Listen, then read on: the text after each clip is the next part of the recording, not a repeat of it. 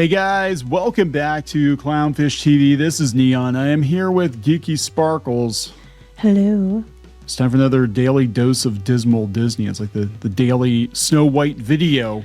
But I know, and then everybody's mad about us, but we're just like reporting of what like the media is saying because they are just like going to town on it. Apparently, there was way more than we knew. They had to have a social media person for Zegler, which we all suspected. And they had to have extra security for Gal Gadot because of stuff that Zegler said. So it's no wonder they didn't like each other too much at the Oscars.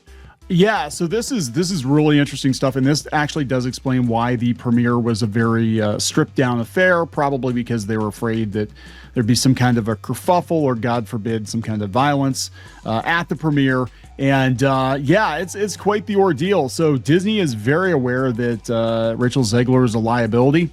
And so you have that couple. I mean, this literally is like the plot of Hail Caesar, right? Right, but like, that is probably why one of the reasons they toned it down, which was because, you know, they're afraid something was going to happen. Oh, Besides yeah. the fact that she couldn't, you have to control Zegler because she can't shut the hell up. And then, you know, apparently they had to have security for Gadot because of all the stuff she said. So yeah, it's understandable they toned it down.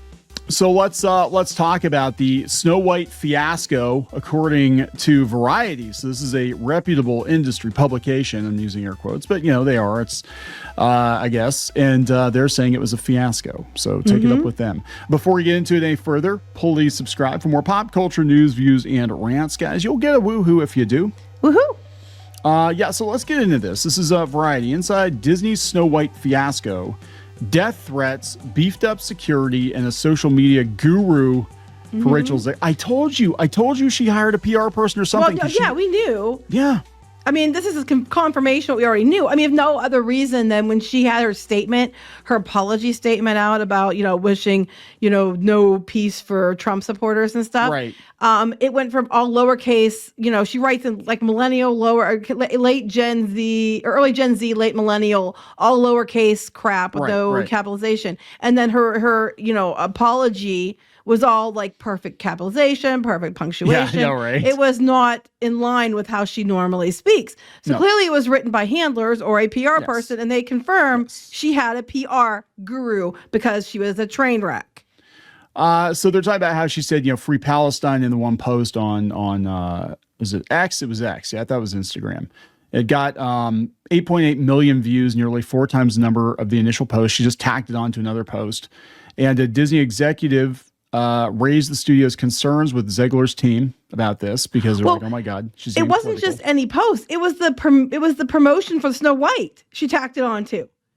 So she didn't just tack on another post. It was a Snow White promotion. She was thanking people for all the views and stuff. She was thanking them for all the views in 24 hours. And then she goes, oh yeah, free Palestine. She tied it into the Snow White thing. Yeah. That's, I mean, and then she doubled, tripled down. That's the thing too. It's like she just said the one thing and then just like walked away from it. It's like, geez. So yeah, they had an emergency meeting, I guess, at Disney. A Disney executive raised the studio's concern with Zegler's team while the film's producer flew to New York to speak directly with her. So they flew the producer of the movie to New York to bitch slap her, basically, or be like, what the hell? And then she tripled down on it. That's Pretty what's much, crazy. yeah. Like they sent somebody to go talk to her. She got talking to. I guess, you know, this is kind of what they did with Gina Carano on some level. So, I mean, I'll give them, at least they're treating it evenly there in this particular instance. But no, it's not even because she didn't get her ass fired. No, that's the thing. I think they were too deep into it at this point. And what she said was far worse than what, like, you know, Gina Carano has been saying. But Douglas has been going on about was way worse. I'm saying like, they actually did send somebody from Disney, a representative, to talk to her directly about it. At this point, the movie was already filmed. There's nothing they could do about it. They're just trying to salvage it. And I think in a roundabout way, she did get herself fired because now she's on Broadway. She's not doing more movies for a while. No, they said this is 2022. They said even then that it was on her relationship was unraveling. And they said that the post is still there. She wouldn't take it down. But because of her post and getting all the views it did, then that meant Gal Gadot, because she was Israeli, got a whole bunch of death threats. So then Disney had to give her a security detail. Oh my God. So yeah, they're probably like, yeah, we don't want any of this at the premiere. We don't want to deal. So yeah, this kind of does explain everything. I would be real happy with her if I was getting death threats because you couldn't keep your mouth shut on social media. Yeah, they It's had not to even hire her. security because of what Zegler was saying, which had Right. nothing to do with Snow White. She could have made that comment on a different post. She tied it to Snow White. And I'm sure she did it on purpose. And then she wouldn't. The thing is, it's not just the one post. It was a series of posts, and she just kept doing it. So she didn't learn anything. She didn't understand the repercussions. My ass. Maybe the bullshit. first time she said stupid things, which was way before that she made the comment about Free Palestine. She after the backlash at D23, she knew the repercussions, and she just kept talking. They should have got her a handler before D23, or at least like right after. Yeah, so here's where it gets. So they literally had the producer of the movie fly to New York to give her a talking to and say, hey, now we have to hire security for Gal Gadot because of you. And then 3 months later, following the presidential election, she posts fuck Donald Trump and made Trump supporters never know peace on Instagram. So she learned nothing. Yeah, right. She just didn't understand the repercussions. No, she didn't care about the repercussions because she thinks she's above it. She was told. She was told to lay out the politics. Right. But she's not. Her ass is grass. Disney had enough, given that the star was signaling to half the potential audience of an already troubled film plagued by costly reshoots to stay home. You mean this was like what all the YouTubers like us have been saying the whole time, and we've been told, well, you're just being political and everything else. Like, no, it's really stupid for her to be doing this. And that's what we've been saying. It's been stupid. And oh my God, lo and behold, it's correct. So Platt, the producer, made the case again to Zegler. He shouldn't have to tell her twice. I think at that point, you're like, shut your damn mouth. We spent hundreds of millions of dollars on this movie. Can you just keep your mouth shut until after the damn movie comes out? Right? Because her mouth, I mean, the movie looks like shit anyway. It looked like shit to a lot of people. You saw it. We're going to talk about that here in a minute. I gave it a 5.5, or 5 or 5.5. It was mid. It wasn't the worst thing ever. I think there was a lot of damage control done. I think changes were made. But the dwarves were terrible. I'm sorry. The dwarves were horrible. Zegler herself wasn't that bad. Gal Gadot, unfortunately, was not good. Yeah, it just was not a good movie. It just wasn't good. I mean, it was mid. It was passable, but was it on the caliber of other films that Disney's put out? No. But then again, all Disney does is shit out these live action remakes, and no one wants them. If she had kept her mouth shut, I think they could have probably added another 20, 30 million to opening. I don't know. I don't think her mouth is even the whole situation. I think that didn't help. No. But I also think the movie just kind of isn't good. So here's the thing. It's a domino effect, too, because you let her out there say these things, right? She's out there saying these things, even though behind the scenes, it looks like Disney's trying to fix the situation again. I mean, I always talk about Hail Caesar, and that was basically Josh Brolin's character's job was to fix or put out fires, for the studio and go around and deal with these problematic actors and all the dumb, stupid shit they're doing and saying. It definitely cost Disney, I think, in other ways too, because a lot of people got so fed up with this, the politics that they're like, okay, and then they're letting Snow White go out there and say dumb shit too. Again, look at the difference between her and Halle Bailey. Like, a lot of people threw a lot of shade at her because of her skin color, right? That is true. But then it was a definite agenda-driven choice. It was, but she handled it really well. Yes. And was really gracious about it. To her credit, she handled it very well. She was legitimately excited about being Ariel. She loved the movie. This girl started shitting on the movie right from the start. Mm-hmm. Yeah, D23. That's immediately what she did. And then some people are arguing that Disney doesn't care if they lose money. Well, one, this article proves that's not true. Because I think their argument is they just want to get the message out. And it's like, yeah, I do agree that some people at Disney want to get the message out. But I can assure you, 100% assure you, that the higher-ups want to make money. Yeah. All right. Yeah. They are not happy. And this just backs up what we were saying is that they're damage controlling this right and left. They want to make money. It's not to them. It's the message isn't what they care about. Money is what they care about. That's why they're walking back everything. Some people wanted to use Disney as a platform and they don't care if they make money as long as they get out their message. That's true. But for the majority, the ones that actually matter, the ones that are the money in charge of the money in the company, they want to make money. So yeah, they said that Disney went back and forth with her, right? And they even paid for a social media guru paid for by Disney. We said that was going on because she all of a sudden, leading up to the film's release, she was walking back some of her statements. I understand people being passionate. Tee. It's like, no, bitch. Wait a minute, though. She got a guru and didn't get fired. Gina Carano was told she was going to have to get in a Zoom call with all these people that identify as LGBTQ that were mad at her and deal with it. And they didn't publicly tar and feather.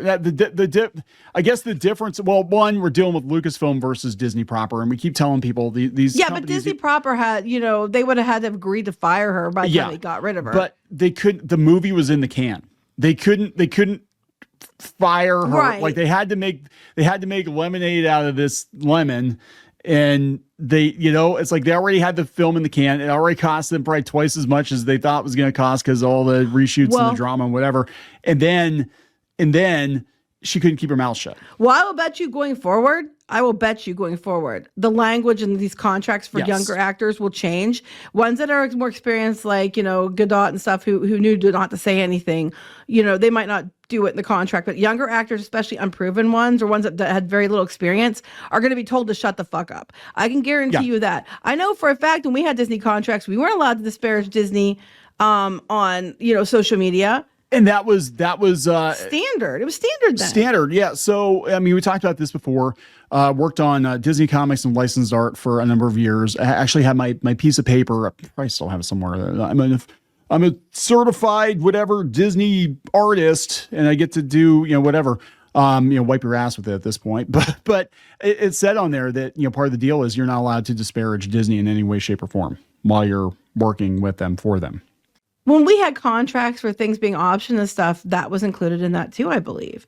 So, it wasn't unusual. That was common. It was for other things we worked with. We had similar wording.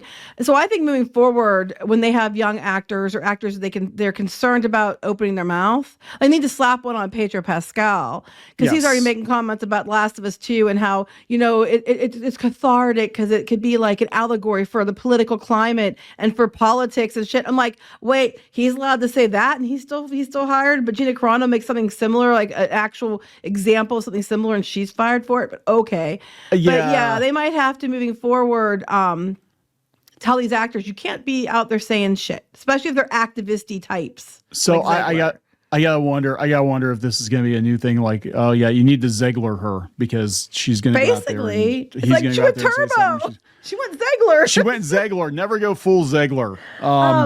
So yeah, that's going on. That was one part I was going to talk about. That the movie tanked. But the other thing I wanted to mention was you talked about yesterday. I sent you the information, but I couldn't be on it. Yeah. That they were one outlet, I think it was Deadline, was trying to spin it as the political blah blah blah, red versus blue, and blue did better but blue also has more theaters because they're cities. They said that, yes. Yeah, they admitted that. And they're trying to make it this political thing. Interestingly enough, though, Business Insider did an article, which I have in there. That one's it. Yeah, click that. They did an article on here saying that it's not the anti-woke backlash. They're like, that plays into it, but they're like, box office analysts said the movie wasn't very good. Yeah, and it wouldn't have mattered what happened. So if you go out to my article again, I have their quotes and stuff. If you go down, they're quoted. You can see it. These are people that they said. David A. Gross, who runs Franchise RE, told the Business Insider, "I don't think everybody just said it's woke, let's not go. I just think it's a little bit confusing. It's cross signals. I think a lot of it goes back to the film. The reviews are not good. The movie isn't completely satisfying to the audience who are attending. That also has nothing to do with woke. The movie simply isn't connecting creatively on the level of a big Disney hit." Yeah. And another one who's in charge of ComScore said, "If we went in a time machine and went back to when there was no controversy, no issues with casting on the political front, what maybe the movie have done? We'll never know. Was it destined to be $100 million opener? Probably not." No, I mean, that's fair. Because look, we talk about this stuff and a lot of people are invested in this stuff because they're online, right? Normies, normal families, they're just going to look at the trailer and be like, do I want to take my kids to go see this? Yes or no? It looks like crap. I don't want to go. I think the very fact about the dwarfs. I think the very fact that it was Snow White, and if there's one film you don't mess with, it's Snow White, because that's like Disney's legacy film. That's like what started it all. And people don't want to go in and see a very different Snow White. They want to go in and see Snow White. And I'm like, I mean, then that brings back the argument of why do these at all if they're going to be exactly the same, which I agree. Don't do them at all. It's really pointless to do these at all. But they're like even saying, though, you know, I don't know if politics has anything to do with it, because a lot of people aren't tuned into, you know, what's going on YouTube. They're not tuned. They're just going to like, do I want to see it or don't I? My friend said it wasn't good, so I'm not bothering. I think that's more to do with it than anything. Oh, and then they did bring up too, in their article about the outside the box office. So this is true. This is true to their credit. Yeah. That doesn't end with the box office. You have, like, you know, if they sell it on DVD, if they sell it in digital release, if they, you know, they'll you know, give some of the money from Disney Plus subscribers and count towards it. If they sell merchandise, now they brought up Halloween costumes and stuff. But my comment to that is, if you buy a toy from the movie, okay, you can say that that came from the movie. But if the little girl wants to dress as Snow White, it could be she likes Snow White and it has nothing to do with the movie.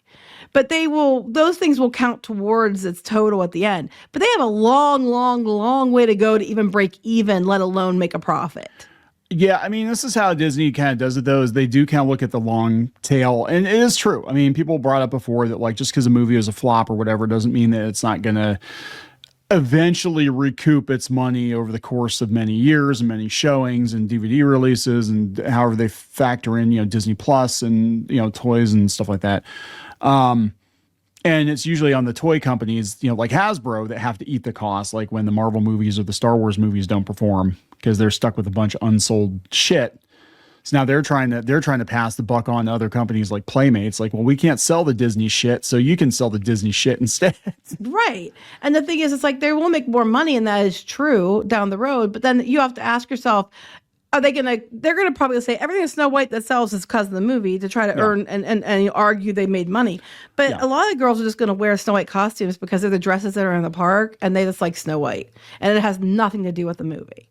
Yeah. So, but I mean, it's not good, right? No, I mean, it's not good. It's not good. Like, ideally, you're going to make your money back and then some within the first week or two of release, because it's almost like crowdfunding, right? It's like when you've got a new franchise or whatever, your opening weekend is your crowdfunder, your big crowdfunder, and then you've got people that, you know, will buy your books or games after the fact, but most of your money is going to be in that big ass funder, and that's going to build momentum. Like, oh, it did $2 million. That's a huge deal. Its opening was so bad that does not bode well for the rest of the box office run. No. And in 2 weeks, Minecraft comes out. Not even that. Like, what is it? Like a week now? Like a week from Thursday? Minecraft's coming out. Minecraft's coming out April 4th. It's going to kick its ass. Yeah, Minecraft is... They're saying Minecraft. I covered that on the gaming live stream. By the way, been doing more live streams over on the gaming channel. You can check those out. But I covered that yesterday, and they're saying 60 million as of a couple of weeks ago. I think Minecraft is going to do better than that. I don't know if it'll do better or not. That I'm not arguing. I'm just saying, if you ask kids, which would you rather go to, Snow White or Minecraft, they're going to say Minecraft. And Minecraft looks dumb. It looks so Minecraft bad. appeals to both the boys and girls. And that's something else that makes me mad. I'm going to take a second for this. I keep seeing these idiots posting things. One idiot in particular posting things about all these 50-some-year-old guys, 40-year-old guys, all mad about Snow White, and it's not for them. It's for girls and women, and it's just so funny to me because Snow White is supposed to be for girls and women, and gay men, and you're supposed to go. You know, that's what the audience is for. So you're not supposed to be going to that movie anyway. These are the same people who will tell you that the movies fail that are female-led because men don't go, and they're mad about it. These are also the same people that would tell you that even though Star Wars demographic is male skewing, it's now for women, and you have to understand that it's about women now. But Snow White's for girls and women. That's their demographic, and I'm arguing like, well, that's like a double standard because you're saying that Snow White has to be girls and women and gay men, and Star Wars, even though it's a male skewing demographic, provably has to be women. You can't have it both ways. And you can't. Anybody can go to any movie if they want to go see it. Who created Snow White? Who worked on Snow White? Right? It was a bunch of dudes. It was a bunch of dudes, and most of them, as far as I know, were straight. And it was a perennial favorite. It was a masterpiece. It still is a masterpiece. It's one of the single finest examples of 2D animation of all time. Big credit to Art Babbitt, who was phenomenal and unfortunately had a falling out with Walt Disney because of the strikes. But it is a masterclass in 2D animation. It still is. 90 years later, it's still a masterclass. And it's always been for everybody. Any movie's for anyone. It might have a demographic that it leans towards, but I think it's funny that you're arguing that basically men aren't supposed to go see this movie, but then the same people arguing that are basically mad that, that Star Wars should be for women now. But their demographic's male, and it skews male, and it's always skewed male. I just think it's hilarious to be the double standards, just off the chart ridiculous. Yeah. But at the end of the day, it's just not doing well. And the audiences don't like it. They said sometimes the kids like it. Parents are giving it about what I'm giving it. Critics are giving it about what I gave it. A lot of people are giving it less. Some people are giving it more. It is what it is. It's going to be a flop no matter what we do at this point. And you can be pissed at me all you want. I don't care. But even, the box office analysts are like, the politics wasn't why. It just wasn't good. And that's it. And that's what, you can't blame YouTubers or online critics for a movie or a game or a comic or whatever failing, because most people are blissfully unaware of all the internet drama. Right. They just look at something and they're like, do I want to buy it? Yes or no? Pretty much. They're not invested in it the way everybody is online. And the thing is, it's like, if it had been better, I would have said it was better. If it had been worse, I would have said it was worse. But it's funny because they're so mad about this no way stuff. But every day, like right before you came on this video, I saw the one about them admitting that they had hired a social media person for. Yeah. It's like every hour something else new comes out, and it makes it all make sense. And it's like, makes sense. It makes sense now but they couldn't get rid of her because the movie was in the can, so they had to work with it. But the thing that gets me is literally the producer flew to New York to give her a talking to, and then she turned around and tripled down on it. Did it again. And all she just did was show everybody that she doesn't care. Like, she's not professional. It's not her money. She's not going to listen. So, I wouldn't hire her ever. No. And if you did hire her, you better have a gag clause. If the only thing I could see her doing I think she did the one Hunger Games movie or whatever, but I could see them just like her having to rebuild her career doing like indie movies or something like that, where it's expected some indie actors give them some hot take or whatever on things. But she's forever going to be known as the girl who ruined Snow White, even if that's not true 100%. Her face is associated with it forever. Yeah, so. And I mean, it was so bad they had to hire security for her co-star because she wouldn't keep her mouth shut. Yeah. I'd be a little awkward with her at the Academy Awards too. If that were the case, right? My kids had to have security on them because of the death threats because you had to make that comment. I wouldn't be happy either. Like 4 or 5 kids. 4 kids, yeah. Yeah. I mean, imagine that, being terrified. Like, Mommy, are we gonna die because Snow White couldn't keep her fucking mouth shut? It's like, come on. Well, this explains quite a bit. Oh, yeah. Yeah. Are we going to wrap it up? Yes. All right. Please subscribe for more pop culture news, views, and rants. We'll talk later. Bye.